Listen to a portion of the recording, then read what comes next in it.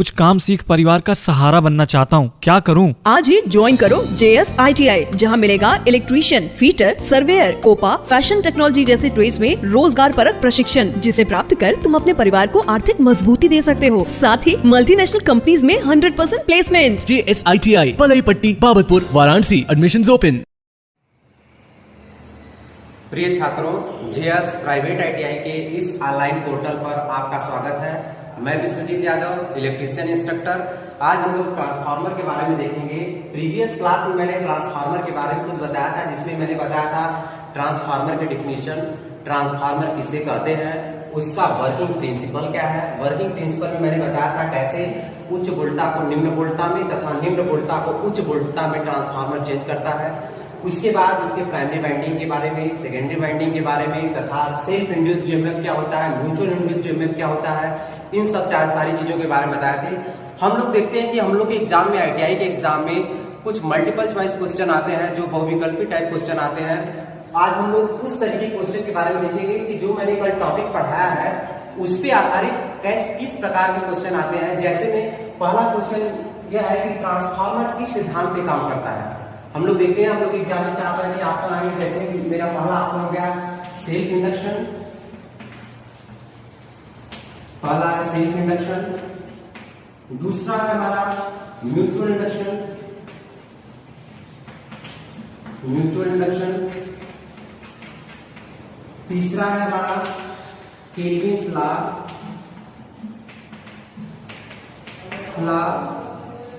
और चौथा ऑप्शन है हमारा एम्पियर्स लॉ। हम लोग एग्जाम में हम लोग देखते हैं कि इन 4 तरीके के ऑप्शन आते हैं, जिसमें पूछा कि ट्रांसफार्मर किस सिद्धांत पे काम करता है। तो सब साथ इसमें मैंने आप लोगों को बताया था कि इसका एक सही एप्रोप्रिएट आंसर है transformer work on the principle of Faraday's law of electromagnetic induction, जिसको हम कहते हैं म्यूचुअल इंडक्शन। इसलिए हमारा आंसर क्या है, म्यूचुअल इंडक्शन, जिसको हम अन्य नाम से Faraday's law of electro magnetic mutual induction.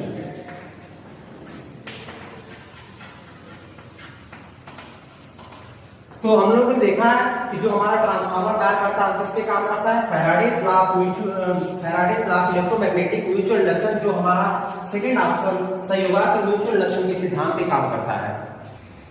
तथा हम लोग दूसरा क्वेश्चन देखते हैं कि दूसरा क्वेश्चन हमारा इस तरीके से आता है कि ट्रांसफार्मर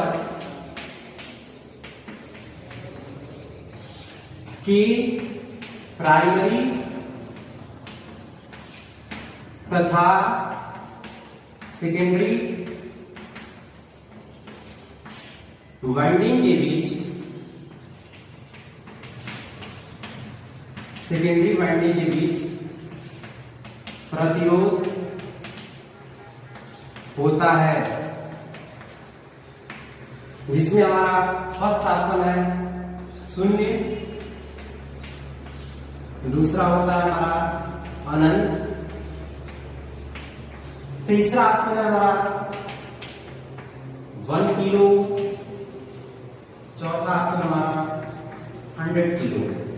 इस तरीके से क्वेश्चन हमारे ITI के एग्जाम में आते हैं।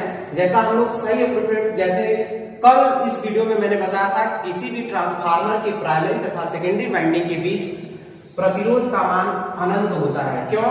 क्योंकि हम लोग देखते हैं कि ट्रांसफार्मर की प्राइमरी तथा सेकेंडरी वाइंडिंग दोनों इलेक्ट्रिकली कनेक्ट नहीं होती। अगर वो कनेक्ट होती है तो कैसे कनेक्ट होती है, मैग्नेटिकली कनेक्ट होती है। इसलिए प्राइमरी तथा सेकेंडरी वाइंडिंग के बीच जो रेजिस्टेंस का मान होता है वह अनंत प्रतिरोध होता है। दूसरा हमारा ऑप्शन ये आता है। तथा हम लोग अब थर्ड क्वेश्चन देखेंगे। अगला क्वेश्चन हम लोग का इस तरीके से आता है कि ट्रांसफार्मर की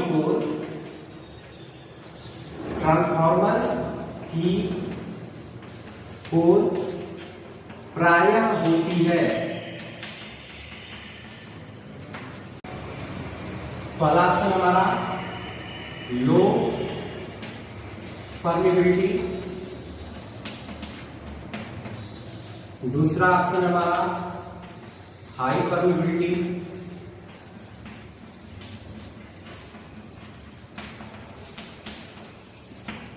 तीसरा ऑप्शन हमारा लो रिलक्टेंस, लो रिलक्टेंस। चौथा ऑप्शन हमारा सेकेंड व थर्ड दोनों। तो हम लोग कल देखे थे कि ट्रांसफार्मर की जो कोर होती है वह कोर हाई परमेबिलिटी मटेरियल तथा लो रिलक्टेंस की होती है। तो इसका सही अप्रोप्रिएट आंसर होगा क्या? फोर्थ ऑप्शन की सेकेंड और थर्ड दोनों। इस तरीके के क्वेश्चन हमारे एग्जाम में आते हैं तथा एक क्वेश्चन और इस तरीके का आता है कि ट्रांसफार्मर की सप्लाई पे कार्य करता है। क्या है हमारा? ट्रांसफार्मर की सप्लाई पर कार्य करता है। तो हम लोग यह देखेंगे कि ट्रांसफार्मर हमेशा work only AC supply. Transformer जब भी काम करता है कि सप्लाई पे काम करता है, एसी सप्लाई पे। ट्रांसफार्मर कभी भी डीसी सप्लाई पे काम नहीं करता है, क्योंकि अगर ट्रांसफार्मर को डीसी सप्लाई पे चलाएंगे, अगर इसकी प्राइमरी वाइंडिंग को डीसी सप्लाई देंगे तो इसकी वाइंडिंग क्या होगी? कुछ समय के बाद यह हीट होकर ट्रांसफार्मर जल जाएगा। ऐसा क्यों होता है? क्योंकि जो डीसी सप्लाई होता है इस प्राइमरी वाइंडिंग में, जो डीसी सप्लाई हम देंगे तो उस डीसी सप्लाई से होता है ट्रांसफार्मर। जो Faraday's law of electromagnetic induction है वह डीसी सप्लाई पर अप्लाई नहीं होता है, और चूंकि डीसी सप्लाई से जो इस वाइंडिंग में फ्लक्स होते हैं वह कांस्टेंट नेचर के या कांस्टेंट मैग्नीट्यूड के फ्लक्स होते हैं, और वह परिवर्तनीय नेचर के फ्लक्स नहीं होते हैं। इसलिए वह फ्लक्स यहां से इस तरीके से कोर के माध्यम से सेकेंडरी वाइंडिंग तक नहीं पहुंच पाते, जिस कारण प्राइमरी वाइंडिंग में ही वह कांस्टेंट नेचर के मैग्नीट्यूड होने के कारण, फ्लक्स होने के कारण वह कुछ समय के बाद वाइंडिंग हीट होकर क्या हो जाती है? जल जाती है। इसलिए कभी भी हम ट्रांसफार्मर को डीसी सप्लाई से नहीं चलाते हैं। जब भी चलाते हैं हम एसी सप्लाई से चलाते हैं, क्योंकि हम क्या करते हैं? एसी को ही क्या करते हैं? स्टेप और स्टेप डाउन करते हैं, और इसलिए हम हमेशा ट्रांसफार्मर को एसी सप्लाई देते हैं। तो हम लोगों ने देखा इस तरीके के क्वेश्चन हमारे एग्जाम में आते हैं, जैसा कि हमने अभी बताया है। अब हम लोग अगला टॉपिक ट्रांसफार्मर में नेक्स्ट टॉपिक पढ़ेंगे टाइप्स ऑफ ट्रांसफार्मर के बारे में। तो हम लोग देखते हैं अगला टॉपिक हमारा टाइप्स ऑफ ट्रांसफार्मर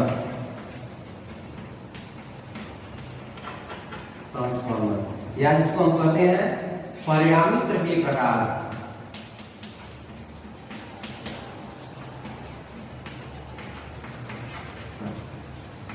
ट्रांसफार्मर हमारे विभिन्न प्रकार के होते हैं। हम लोग इस ट्रांसफार्मर के प्रकार को कई भागों में विभाजित करते हैं। जैसे हम लोग देखते हैं, पहला है हमारा on the basis of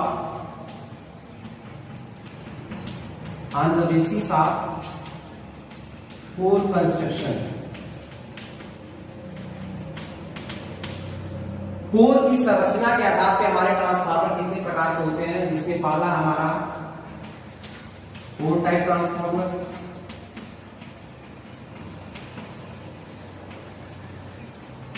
दूसरा होता हमारा सेल टाइप ट्रांसफार्मर,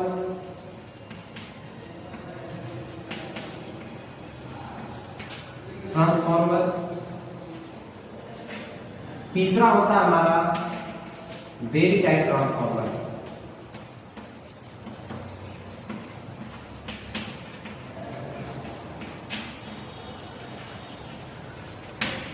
हम लोग देख रहे हैं कि जो हम लोग लिखे हैं, पहला है on the basis of core construction. Core की संरचना के आधार पर हमारे ट्रांसफार्मर मुख्य रूप से तीन प्रकार के होते हैं, core type transformer, shell type transformer तथा बेरी टाइप ट्रांसफार्मर। उसके बाद हम लोग यह देखते हैं, दूसरा होता है हमारा ऑन द बेसिस ऑफ, दूसरा होता है हमारा on the basis of voltage.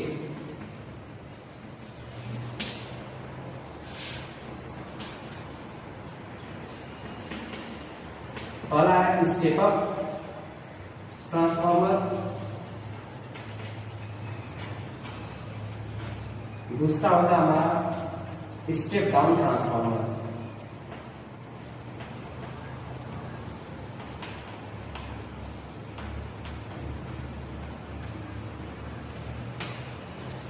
अब हम लोग देखते हैं कि on the basis of voltage के आधार पर हमारा ट्रांसफार्मर होता है स्टेप अप ट्रांसफार्मर तथा स्टेप डाउन ट्रांसफार्मर। उसके बाद हम लोग देखते हैं अकॉर्डिंग टू हम लोग according to the number of phase मतलब फेज के आधार पे ट्रांसफार्मर क्या होते हैं, वो हमारा दो प्रकार का होता है फेज के आधार पे। एक होता है सिंगल फेज ट्रांसफार्मर और दूसरा होता है हमारा 3 फेज ट्रांसफार्मर। उसके बाद चौथा हमारा होता है अकॉर्डिंग टू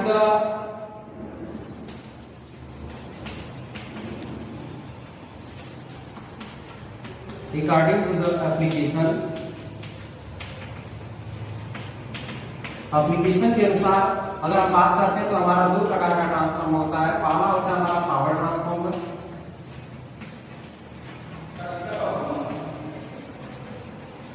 ट्रांसफार्मर तथा सेकेंड होता है हमारा डिस्ट्रीब्यूशन ट्रांसफार्मर।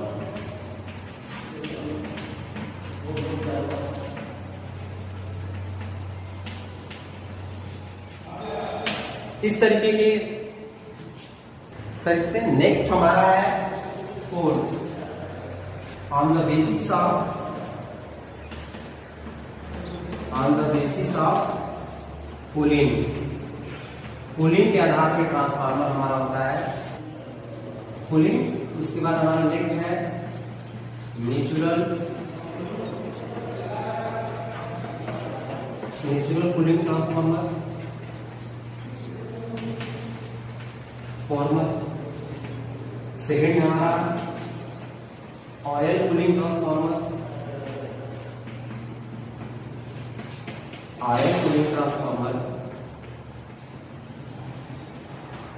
थर्ड हमारा एयर ब्लास्ट कूलिंग ट्रांसफार्मर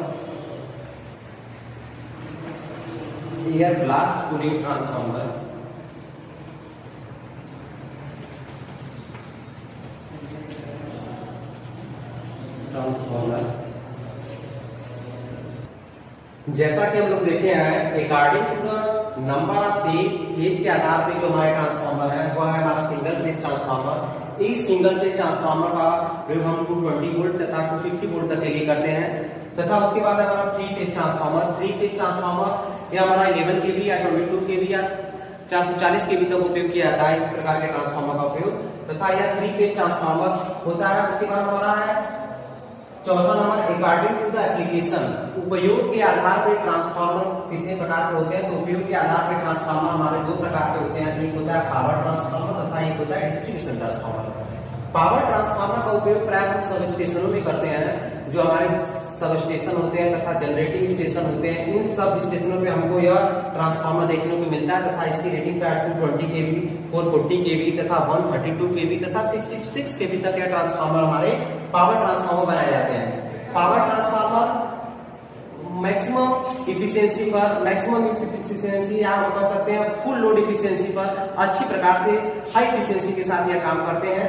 तथा दूसरे ट्रांसफार्मर हमारे होते हैं डिस्ट्रीब्यूशन ट्रांसफार्मर। यह डिस्ट्रीब्यूशन ट्रांसफार्मर प्राय लोकल गांव में हम लोग लगाते हैं, जो डिस्ट्रीब्यूशन के लिए 11 केवी तक उपयोग किए जाते हैं, 11 केवी तक के ट्रांसफार्मर होते हैं। तथा यह ट्रांसफार्मर अच्छी दक्षता पर या 50% लोड के साथ अप्रॉक्स हाई इफिशियंसी देते हैं।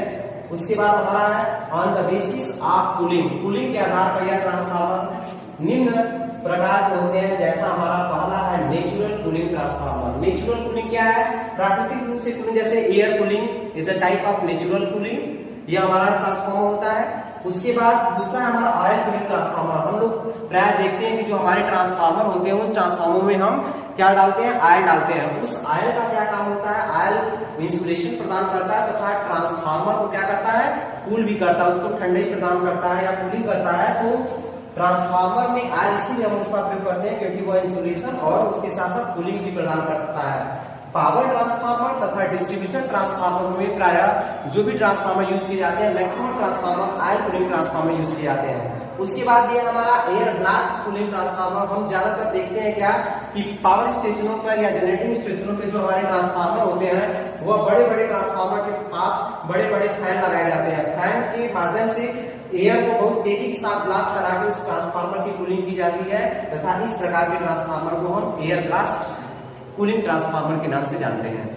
उसके बाद जैसे हम लोग प्रारंभ में पहला पढ़े थे on the basis of core construction, core की संरचना के आधार पर ट्रांसफार्मर मुख्य रूप से जो 3 प्रकार के होते हैं, कोर टाइप, सेल टाइप तथा बेरी टाइप ट्रांसफार्मर। और उन ट्रांसफार्मरों के बारे में कोर टाइप ट्रांसफार्मर क्या है, सेल टाइप ट्रांसफार्मर क्या है तथा बेरी टाइप ट्रांसफार्मर क्या है, उनके बारे में हम लोग एक एक करके अध्ययन करेंगे। जैसे पहला हमारा है core type transformer. Core type transformer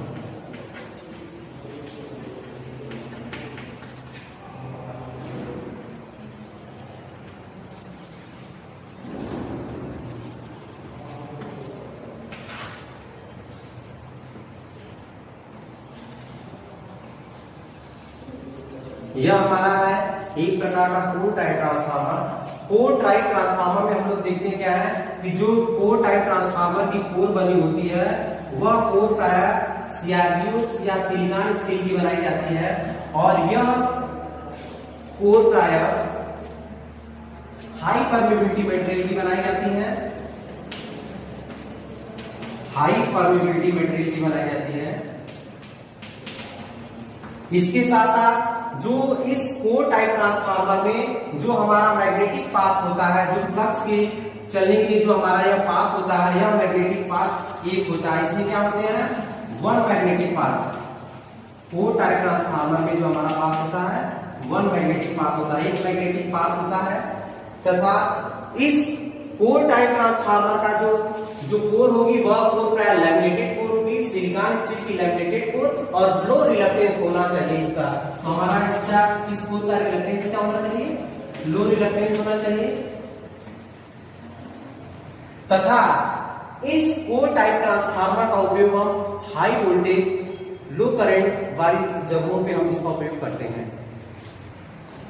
इसके बाद जो ये हमारा कोर टाइप ट्रांसफार्मर होता है, इसमें जो हम वाइंडिंग स्थापित करते हैं, पहले हम लो वोल्टेज वाइंडिंग स्थापित करते हैं, उसके बाद फिर हम हाई वोल्टेज वाइंडिंग स्थापित करते हैं। तो यहाँ पे हाई वोल्टेज वाइंडिंग, उसी प्रकार यहाँ भी लो वोल्टेज वाइंडिंग स्थापित करेंगे, उसके बाद फिर हाई वोल्टेज वाइंडिंग स्थापित करेंगे। उसी प्रकार इस कोर पे यहाँ भी हम क्या करेंगे, लो वोल्टेज वाइंडिंग स्थापित करेंगे और उसके बाद हाई वोल्टेज वाइंडिंग स्थापित करेंगे। यहाँ लो वोल्टेज वाइंडिंग होंगी और उसके बाद हाई वोल्टेज वाइंडिंग होंगी। ऐसा हम क्यों करते हैं, लो वोल्टेज वाइंडिंग स्थापित कर, पहले लो वोल्टेज वाइंडिंग स्थापित करते हैं, उसके बाद हाई वोल्टेज वाइंडिंग स्थापित करते हैं। ऐसा स्थापित करने से जो इंसुलेशन होता है उसका हमें कम इंसुलेशन की आवश्यकता पड़ती है, इसलिए कोर टाइप ट्रांसफार्मर में हम इस पहले लो वोल्टेज वाइंडिंग उसके बाद हाई वोल्टेज वाइंडिंग को स्थापित किया जाता है। उम्मीद है हमारा ये वीडियो आप लोग को पसंद आया होगा। हमारे इस YouTube चैनल को देखने के लिए हमारे वीडियो को लाइक करें, शेयर करें तथा सब्सक्राइब करें तथा लेटेस्ट अपडेट पाने के लिए हमारे बेल आइकन को क्लिक करें। धन्यवाद।